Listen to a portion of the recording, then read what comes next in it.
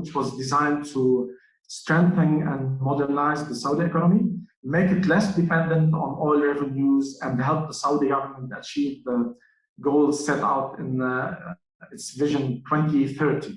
So, the Saudi Privatization Law was enacted by virtue of Royal Decree number M63, dated 5/8/1442 Hijra, corresponding to March 2021, and is set to come into force 120 days after its publication in the Saudi official gazette, al-Qura. Implementing regulations will be issued to clarify the implementing details of the law. You still have many areas that have not been covered by the law, and there are several references to the implementing regulations that will come and clarify many issues that were not dealt with in the law. The law repeals and abrogates previous privatization laws that were issued. The main characteristic of the present law is that is the most closely aligned to Saudi Vision 2030. As I explained, it comes just after a set of initiatives and laws, and also the announcement by Prince Mohammed bin Salman that there will be a great public spending over the 10 coming years, and that the spending will exceed what the kingdom has spent over the 300 years. The law consists of 40 articles and starts with a definition section. It's very important to note that these key terms are critical. You will need to familiarize yourself with the terms that are defined, otherwise you'll find it quite difficult to understand some of the provisions of the law. Set out below are some of the key definitions contained in the law.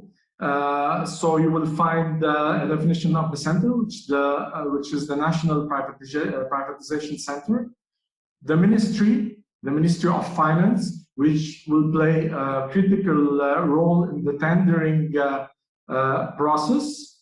The private party, which is an entity being a juristic person from the private sector, which is a party to a privatization contract with the government.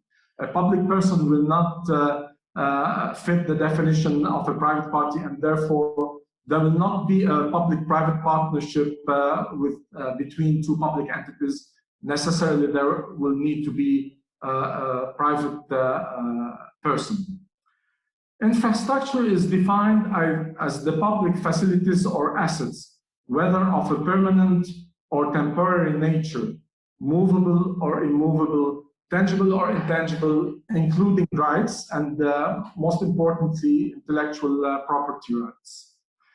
Public service is defined as any service directly or indirectly provided by a governmental agency, whether it be fundamental service for the supply of goods or services to the general public, or a secondary service to support governmental activities and assignments. A public-private partnership is defined as a contractual arrangement pertaining to a public infrastructure or service, resulting in a contractual relationship between the government and the private party. And here it's very important to note that you probably have a kind of a confusion between the definition of the public-private partnership, which is a kind of joint venture agreement or shareholders agreement entered into between the public entity and the private party, and the contract, which is the privatization contract. And we will need to be very cautious when we use the words, not to confuse them and distinguish the privatization agreement from the contract that will be entered between the two parties, the public entity and the private party, to govern the relationship in relation to a privatization project, whether this project is the transfer of a public asset or the management or running of public utility or service. Can we move to the next slide, please? Excellent. So assets ownership transfer is defined as a contractual arrangement pertaining to a public infrastructure or service, resulting in the transfer of ownership of assets owned by a governmental agency to the private party. It's important to note here that this is not the first time that public assets or public utilities were transferred in whole or in part to a private party. This is important to note that, for example, the incumbent mobile operator STC was a public entity, and then there was a transfer of the assets and of the shares to the public, and the Saudi government still holds a 10% percentage of the company. So this is not something new or something unusual in Saudi Arabia. Privatization is defined as a partnership between the public and private sectors, or the transfer of public assets ownership to the private sector. And the private sector would be the domestic private sector. And you would have noted that two big companies, the two biggest companies actually in Saudi, Aramco and SABIC, have, especially Aramco, have announced an IPO. They have started and effected an IPO. And they have also recently announced their intention to contribute around $3 billion US dollars to the Saudi economy at large.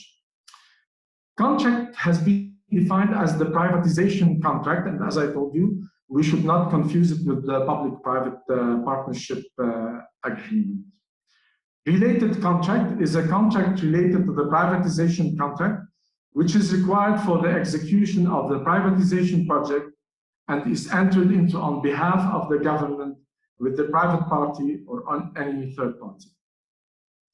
Pre-qualification is the verification by the executive authority, and we will see the definition of executive authority in a few seconds, that the private party, before the submission of its bid in the tendering process, has the capabilities and skills required to perform the privatization project.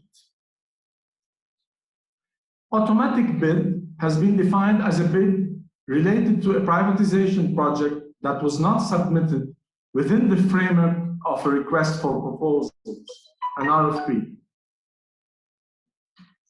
So then we go on and we get to the definition of the competent authority, which you will see throughout the whole body of the law. The competent authority is defined as the authority which is empowered to issue the approvals for privatization projects, including approval of the project placement, award, and execution of contracts. Executive authority has been defined as the authority in charge of studying and preparing privatization projects.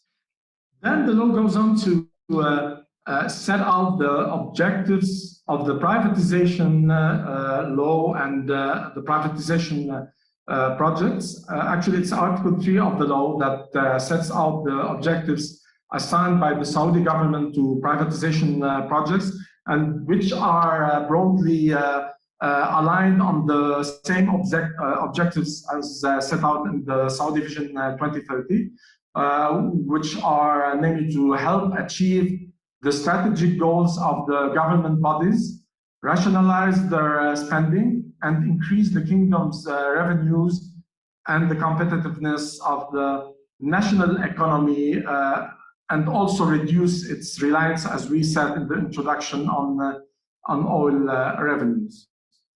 Other objective is to raise the quality and level of public services, restructure economic sectors, public assets, and public services to be privatized. Another objective is to encourage foreign and local investments, and that's what I was saying a bit earlier that privatization is not targeted at local investments, but also, and more importantly, at foreign investments in an attempt to bring much needed financial investments, but also technical know-how.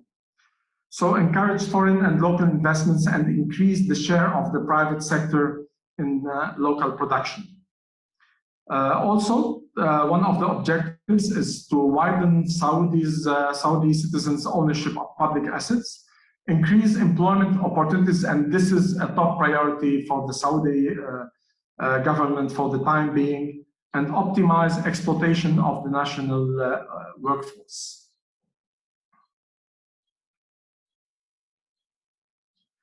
Then the law goes on to define the scope of its application.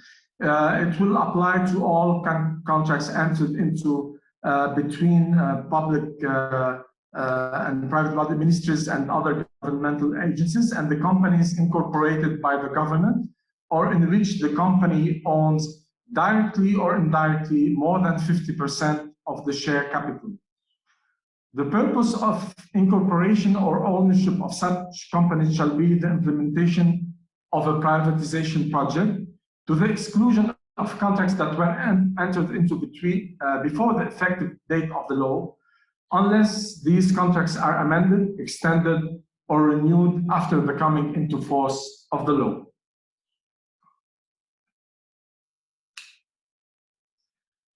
It will also apply to privatization projects for which an approval was issued before the coming into force of the law, and in respect of which no contracts have been executed. These shall remain governed by the provisions of the law in force at the time of approval, unless the board of directors of the center, which is the National Center of Privatization, decides otherwise. So they will remain governed by the law in force before the implementation of the new law, unless the board of directors of the centers decide otherwise. Now we move to analyze the privatization process, which is covered by Articles 6 to 18 of the law. The privatization project is thoroughly examined by the executive authority before submitting the same to the competent authority. The competent authority shall issue its approval after the executive authority has obtained the ministry's, which is the Ministry of Finance, as indicated in the definition section, approval of the project. If the value of the project exceeds the limits, which is to be determined by the Council of Ministers, or when the term of the contract pertaining to such project is 5 years or more, the ministry shall refer the project to the center before its placement for study, which is to be completed within 60 days from the day the request is received by the center. The privatization project, once approved, shall be put up for tender. It may also be placed through restricted tenders, direct contract, or other placement methods, all in accordance with the terms and conditions that will be defined in the implementing regulations. I mean, the law just provides the general and broad framework for the privatization process. The process will be set forth in more detail once the implementing regulations will be issued. The executive authority may, at any time before executing the contract, cancel the placement, for example, the tender process, after obtaining the approval of the competent authority, if it deems it in the public interest. In this case, none of the tenders shall be entitled to any compensation, unless the board of directors of the center decides otherwise.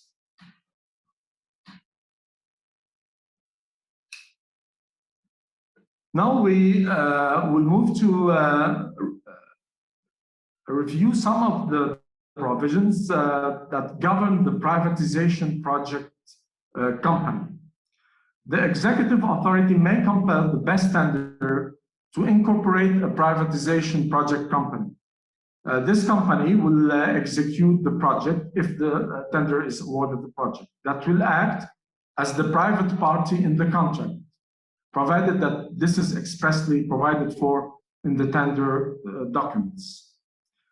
The executive authority may agree with the best tender, the capital of the company, the shareholders thereof, and all other relevant provisions. What the law doesn't say here, it's important to note this, we are not sure whether all of the provisions of the company law will apply to this privatization project company, or whether there will be special provisions that will govern the company. We have only a few provisions in the law currently, just to say that in case of the company losing part of its capital, the process that will be followed will not be the process that is envisioned in the company's law, but a kind of opportunity to rectify the situation is granted to the company before any other available remedies are applied. The competent authority may allow governmental bodies, authorities, or public institutions to own shares in the privatization project company. Any transfer of ownership of the shares owned by the private party in the privatization project company or their pledge shall be invalid unless made in accordance with the conditions set forth in the contract, in the related contract, or with the prior approval of the competent authority. As I told you a bit earlier, the implementing regulations shall set the provisions relating to the privatization project company, and for the moment we do not have certainty as to whether these provisions will be completely aligned on the provisions of the company, and whether there will be a mandatory corporate form that the company will have to adopt, whether it will be a limited liability company, a joint stock company, or any other corporate vehicle. Okay. Then we move to the provisions dealing with the privatization contracts, which are governed by Articles 16, 17, and 18 of the law. The contracts shall be entered into in the name of the Saudi government, and the executive authority shall be deemed to be the representative of the government for all matters relating to a given privatization contract or to any related contract, unless the resolution approving the execution of the contract or of the related contract provides otherwise. No privatization contracts may be entered into except with a private party. No public juristic person may conclude a contract with the government as a private party, and this makes sense because the law deals with the public-private partnerships and not partnerships between two public entities. No governmental body may enter into a privatization contract without first having obtained the approval of the competent authority. Any contract concluded in breach of the foregoing shall be deemed null and void unless authorized by the competent authority. So there will be, there's a possibility for an exemption. The private party may enter into financing agreements, loan agreements, for example, for the purpose of funding the works and services of the project with a bank or financial institutions. It's important to note here that these banks and financial institutions should be licensed to practice and to operate in the Kingdom of Saudi Arabia. So in principle, foreign banks and financial institutions would be excluded. And all liabilities arising out of such arrangements shall be solely borne by the private party.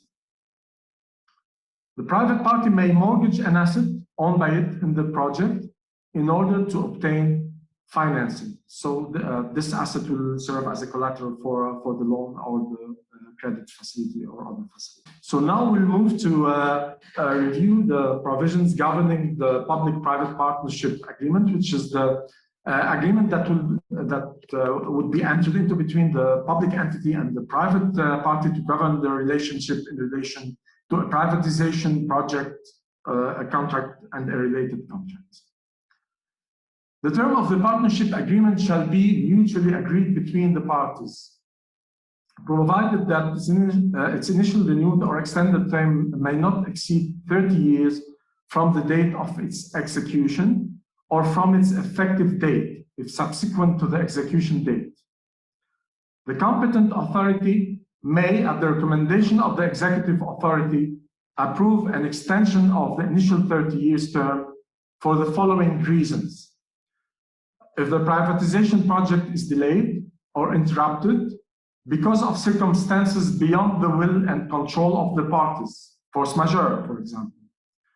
If the privatization project is suspended by the competent or the executive authority, if the private party is allowed to recover the additional costs arising out of the additional conditions that are not expected to be recovered within the initial term of the contract, or where there is an amendment of some of the specifications of the contract or the related contract consistent with the public interest requirements, and after obtaining the approvals required for such amendment as per the provisions of the law. So in principle, the term will be 30 years, but there are some exceptions. What are the rights and obligations of the private party under the partnership agreement?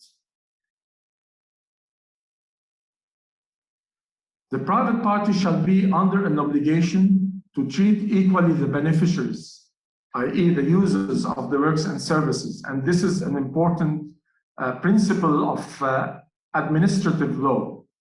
In accordance with the terms and conditions of the contract or the related contract, unless, and this is an exception here, the contract or the related contract provides for special rights to specific categories of beneficiaries, users of the or if the contract provides otherwise some specific rights for specific users. The private party shall also continue to carry out the works or provide the services to the beneficiaries or users and abstain from restricting provision thereof or engaging in any other restrictive practices detrimental to the beneficiaries or users. And this is a very important also principle of administrative law, which is the principle of continuity of the public service, استمرارية المرفق العام in Arabic, for those who are Arabic speaking and will understand what I mean. Okay? Subject to the approval of the competent authority, the private party may be vested with the following rights. The private party may be vested with some privileges and prerogatives, and these are as follows. The private party shall be allowed to collect the financial consideration from the beneficiaries or users for its own account directly for the works and services provided by it in accordance with the provisions of the partnership agreement. It shall also be entitled to collect public revenues, including fees and taxes, arising out of the partnership agreement for the account of the kingdom's public treasury. It shall also have the right to collect public revenues or any part thereof for its own account directly as determined by the contract. It shall also have the right to subcontract to third parties the performance of any parts of the privatization project, provided that this does not result in a breach of its legal obligations and its obligations under the partnership agreement. However, it's to be understood that the faculty for the private party to subcontract the agreement will be subject to the prior approval of the competent authority, and the private party shall remain directly liable for the execution of its contractual obligations vis-à-vis the executive authority, unless otherwise provided by the contract.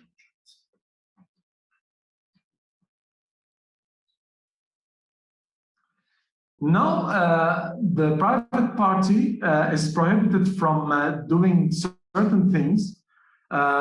It may not impose any additional consideration, increase the financial charges on beneficiaries and users, unless the partnership agreement provides otherwise. It may not assign the partnership agreement or any related contract to third parties in whole or in part, except with the prior approval of the executive authority.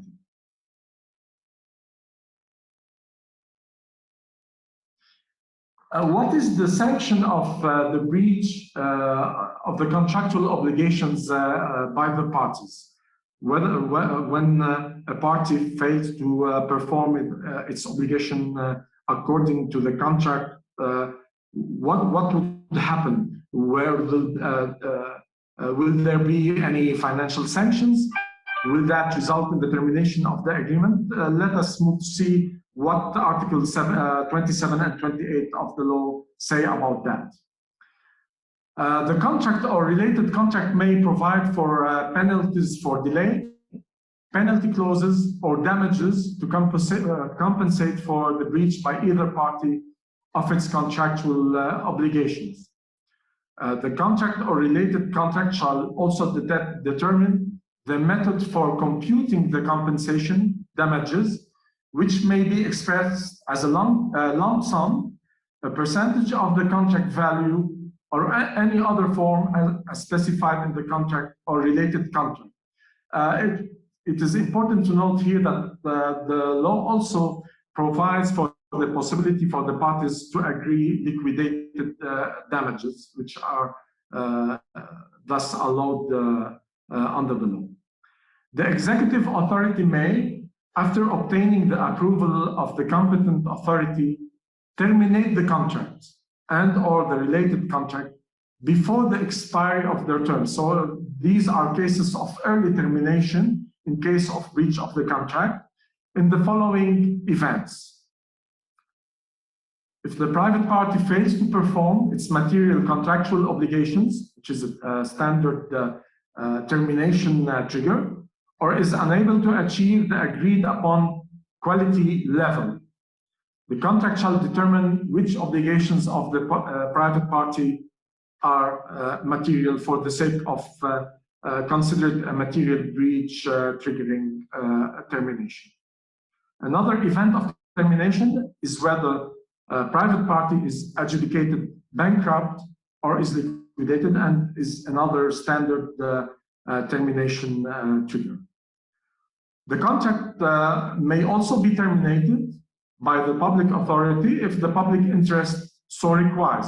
So this is a bit elastic. We don't know exactly what will constitute a public interest, and maybe the implementing regulations, hopefully the implementing regulations will clarify in what instances the public authority may terminate the contract on grounds of public interest. The contract may also be terminated in any other circumstances as specified in the contract or the related contract. So there might be additional grounds for termination which would be provided by the contract. What are the governing law, the dispute resolution process, and language of the privatization contract? These are key issues, especially for foreign investors. They want to know what law will be governing any dispute between the private party and the public entity. What forum will be the parties will be able to choose in the event of dispute, and what language the parties will be able to use in drafting the privatization contracts. So let us move to Articles 34, 35, and 36 to see what are the different provisions governing these critical areas of the contract. In terms of the governing law of the contract, it shall be the contract or the related contract shall be subject to the provisions of the law, which is the privatization law, and other applicable laws in the kingdom, which do not contradict the provisions of the law, including those related to the settlement of dispute. However, here there is, I noticed there's some uncertainty regarding the choice of law. Of course, the contract will be governed by the provisions of all applicable Saudi laws, but the law remains silent as to whether the parties would be able to choose a neutral law, neither the law of Saudi Arabia or the law of the private party. And we will have to wait until the implementing regulations are issued to have greater clarity around the issue of the governing. Now, as far as dispute resolution mechanisms are concerned, the law provides that subject to obtaining the prior approval of the competent authority, the contract or related contract may contain a clause that refer any disputes to arbitration or provide that the parties may enter into an arbitration agreement after a dispute has arisen between the parties.